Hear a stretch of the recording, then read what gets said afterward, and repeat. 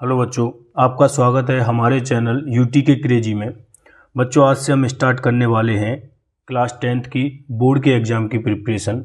बच्चों, जैसा कि हम जानते हैं कि हमारे पास टाइम बहुत कम है, मतलब जनवरी का पूरा महीना और फरवरी हो सकता है पूरा महीना हो या फिर लगभग 20 दिन हमें फरवरी के मिलेंगे।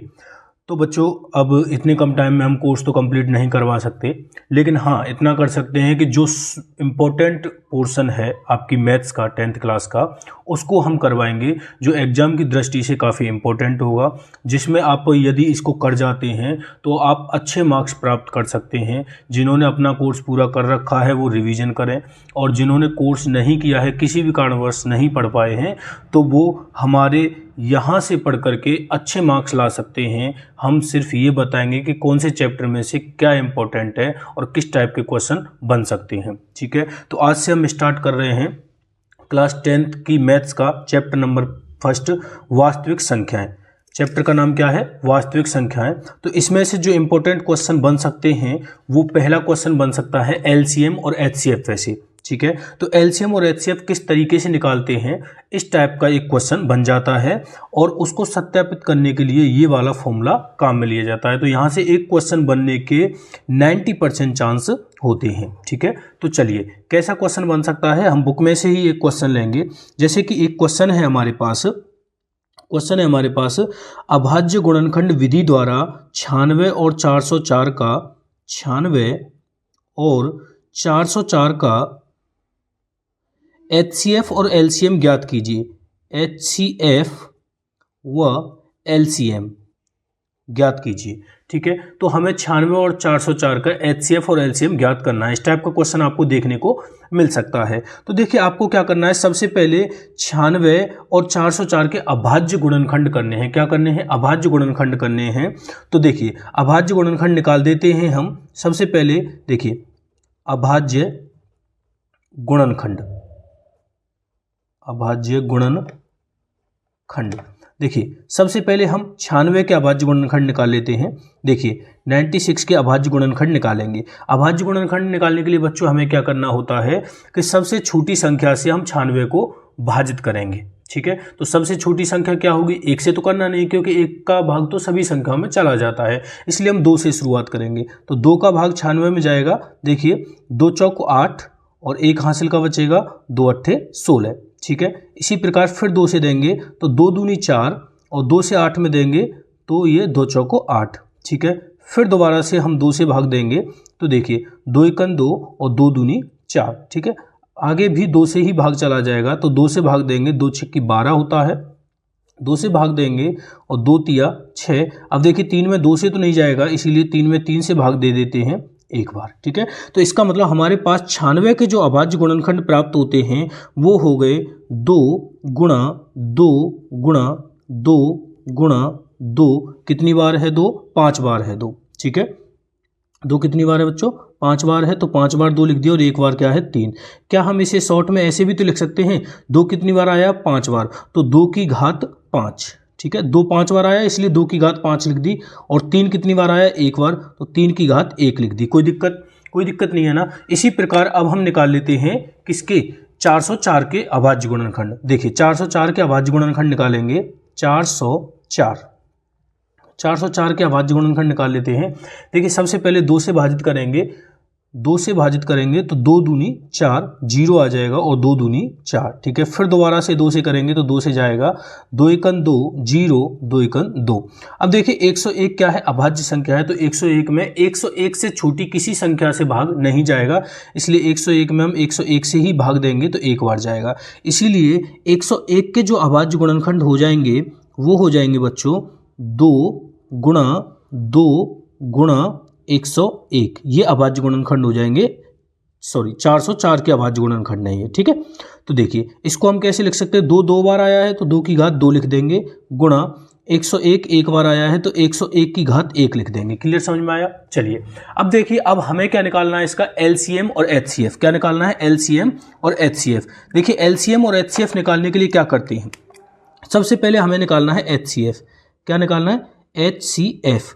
देखिए, एचसीएफ की फुल फॉर्म होती है हाईएस्ट कॉमन फैक्टर, जिसे हम हिंदी में म स प बोल देते हैं, मैत्तम समापवर्त्य। ठीक है, तो इसमें क्या करेंगे हम, देखिए कॉमन निकालेंगे। क्या कॉमन निकालेंगे, देखिए 96 और 404 के अभाज्य गुणनखंड जो है उनमें कॉमन क्या है, कॉमन मतलब जो दोनों में हो। देखिए एक तो ये दो दोनों में है, इसलिए हमने ये 2 ले लिया यहाँ से।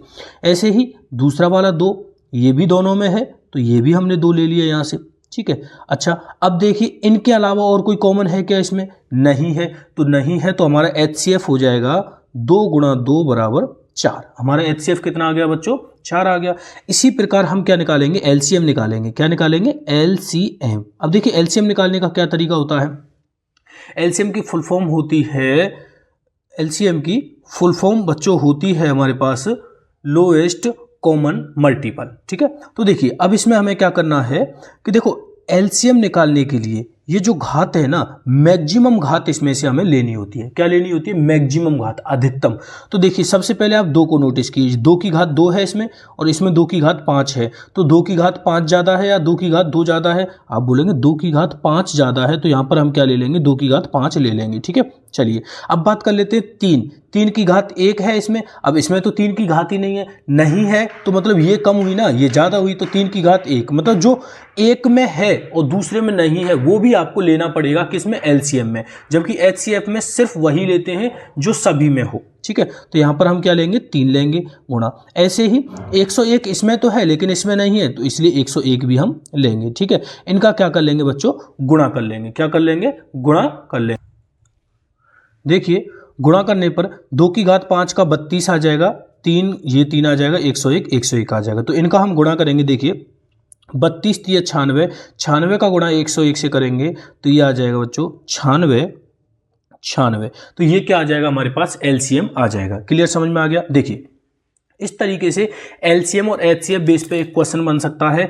इसके साथ ही वो आपसे बोल सकता है कि सत्यापित कीजिए। क्या कीजिए, सत्यापित कीजिए कि ये जो LCM HCF आपने निकाला है वो सही है। देखिए इसको सत्यापित करने के लिए क्या करेंगे आप, आपके पास ये जो फॉर्मूला है, आपके पास ये जो फॉर्मूला है, वेरी वेरी इंपॉर्टेंट फॉर्मूला है ये वाला। ठीक है, कि LCM गुणा HCF बराबर होता है संख्या पहली गुणा संख्या दूसरी, मतलब दोनों संख्याओं का गुणनफल ऐसा बोल सकते हैं। तो इसे हम सत्यापित करने के लिए क्या करेंगे, देखिए सत्यापित करने के लिए हम करेंगे, देखिए हमारे पास LCM कितना है, हमारे पास फॉर्मूला क्या है, HCF गुणा LCM बराबर होता है नंबर फर्स्ट गुणा नंबर सेकंड। ठीक है, यही होगा। अब देखिए HCF हमारे पास कितना आया है, HCF आया है हमारे पास 4 गुणा LCM कितना आया है हमारे पास, LCM आया है 96 बराबर पहली संख्या क्या थी हमारे पास, पहली संख्या है 96 और दूसरी संख्या कितनी है हमारे पास 404, यही है। ठीक है, अब आप देखेंगे कि हमें क्या करना है, इसको अगर हमारे पास ये वाला पार्ट मतलब LHS और ये वाला पार्ट RHS दोनों यदि हमारे पास बराबर आ जाते हैं, इसका मतलब हमने जो LCM और HCF निकाला है वो सही है। ठीक है, देखो बच्चों अगर इन दोनों संख्याओं का हम गुणा करेंगे और इन दोनों संख्याओं को गुणा करेंगे तो दोनों संख्या हमारे पास क्या आएंगी, बराबर ही आएंगी। आप इनका गुणा करके देख लेंगे, दोनों संख्याएं बराबर आएंगी और दोनों संख्याएं यदि बराबर आती हैं तो हम क्या लिख देंगे, LHS बराबर होता है RHS और यहाँ पर क्या हो जाएगा, ये हेंस प्रूव्ड, मतलब ये क्या हो गया, सिद्ध हो गया। क्लियर, समझ में आ गया। ठीक है, तो इस टाइप का एक क्वेश्चन आपके पेपर में पूरे बनने के चांस हैं चैप्टर नंबर 1 में से। क्लियर, समझ में आ गया। चलिए इसी प्रकार आगे LCM और HCF पे ही हम एक और क्वेश्चन लें, जैसा कि आपको हो सकता है, जैसे कि अभी हमने क्या ली, 2 संख्याएं ली थी 96 और 404, ऐसी 3 संख्याएं भी आपके सामने देखने को मिल सकते हैं, जैसे कि संख्या 6, 72 और 120 का अभाज्य गुणनखंड विधि द्वारा HCF व LCM ज्ञात कीजिए। HCF व LCM ज्ञात कीजिए। इस टाइप का क्वेश्चन भी आपको देखने को मिल सकता है। 2 की बजाय 3 संख्याएं भी हो सकती हैं, लेकिन याद रखना जो LCM गुणा HCF बराबर संख्या 1 और संख्या 2 ये सिद्ध करने की बात आती है तो सिर्फ 2 संख्याओं वाला क्वेश्चन ही आपके सामने आएगा, ठीक है। अगर 3 संख्या वाला आ जाता है तो आप इसे कैसे करेंगे, वही तीनों संख्याओं का क्या निकाल देंगे, अभाज्य गुणनखंड निकाल देंगे। तो सबसे पहले हम 6 के अभाज्य गुणनखंड निकालेंगे, 2 से देंगे 3 बार और 3 से 1 बार, तो 6 के अभाज्य गुणनखंड आ जाएंगे आपके पास 2 गुणा 3, ठीक है। ऐसे ही 72 के अभाज्य गुणनखंड निकालेंगे तो 72 के अभाज्य गुणनखंड आ जाएंगे, 2 से देंगे 36 बार, 2 से भाग देंगे 18 बार और 2 से देंगे 9 बार और 3 से देंगे 3 बार, ऐसे 3 से देंगे 1 बार। तो यहाँ पर 72 के जो अभाज्य गुणनखंड आ जाएंगे वो आ जाएंगे 2 गुणा 2 गुणा 2 गुणा 3 गुणा 3, ठीक है। ऐसे ही हम निकाल देंगे 120 के अभाज्य गुणनखंड। तो 120 के अभाज्य गुणनखंड निकालेंगे, 2 से भाग देंगे 60 बार, फिर 2 से भाग देंगे 30 बार, फिर 2 से भाग देंगे 15 बार और फिर 3 से भाग देंगे 5 बार, फिर 5 से भाग देंगे 1 बार, ठीक है। तो यहाँ पर 120 के जो अभाज्य गुणनखंड हैं वो हो जाएंगे, 2 है 3 बार, 2 गुणा 2 गुणा 2 गुणा 3 1 बार है और 5 भी 1 बार है, ठीक है। इस तरीके से अभाज्य गुणनखंड निकाल के अब मान लीजिए आपको क्या निकालना है, इनका HCF निकालना है। HCF निकालने के लिए मैंने क्या बताया था, कॉमन देखिए, तीनों में कॉमन देखना पड़ेगा आपको। तो देखिए 2 कॉमन है, अब सिर्फ 2 ही कॉमन है, और कोई कॉमन है क्या इसमें, है, क्या है, 3 कॉमन है, क्या है इसमें, 3 कॉमन है। देखिए 3 इसमें भी है, 3 इसमें भी है और 3 इसमें भी है, ठीक है कि नहीं है। तो यहाँ पर गुणा 3 कर देंगे तो HCF आ जाएगा हमारे पास 6। ऐसे ही हम LCM निकालेंगे, क्या निकालेंगे, LCM निकालेंगे। तो देखिए 2 यहाँ पर लिख लेते हैं, इसमें 2 की घात 1 है गुणा यहाँ पर 3 की घात 1 है। ऐसे इसमें 2 की घात 3 गुणा 3 की घात 2 है। ऐसे इसमें 2 की घात 3 है और 3 की घात 1 गुणा 5 की घात 1 है, ठीक है। अब LCM निकाल रहे हैं तो देखिए सबसे पहले 2 की घात मैक्सिमम कितनी है, 3, तो 2 की घात 3 ले लेंगे यहाँ पर गुणा। ऐसे ही 3 की घात अधिकतम कितनी है, 2, तो 3 की घात 2 ले लेंगे गुणा। अब 5 की घात अधिकतम कितनी है, 1, तो 5 की घात 1 ले लेंगे। अब इनका गुणा कर दीजिए, ठीक है। 8, 2 की घात 3 का मतलब होता है 8, 8 और 3 की घात 9, 8 नाम 72, 72 का गुणा 5 से करेंगे तो ये आ जाएगा हमारे पास 360। एलसीएम कितना आ जाएगा, 360। यदि इस टाइप का 3 संख्याओं वाला भी एलसीएफ एचसीएफ वाला क्वेश्चन आ जाता है तो ये आप चैप्टर नंबर 1 में से 2 ही प्रकार के क्वेश्चन बनेंगे आपके पेपर में। वो कौन कौन से हो जाएंगे, एक तो हमने आपके लिए बता दिया है एलसीएम और एचसीएफ वाला, एक बनेगा आपका एलसीएम और एचसीएफ से एक क्वेश्चन, इसमें से 101% बनेगा ही बनेगा, एक क्वेश्चन बनेगा, ठीक है। और दूसरा क्वेश्चन बनेगा आपका अपरिमेय संख्याओं से, अपरिमेय संख्याओं से बनेगा, ठीक है। अपरिमेय संख्या से बनेगा जिसमें पूछ लेता है सिद्ध कीजिए कि यह एक अपरिमेय संख्या है। तो 2 क्वेश्चन इसमें से बनने के पूरे चांस रहते हैं।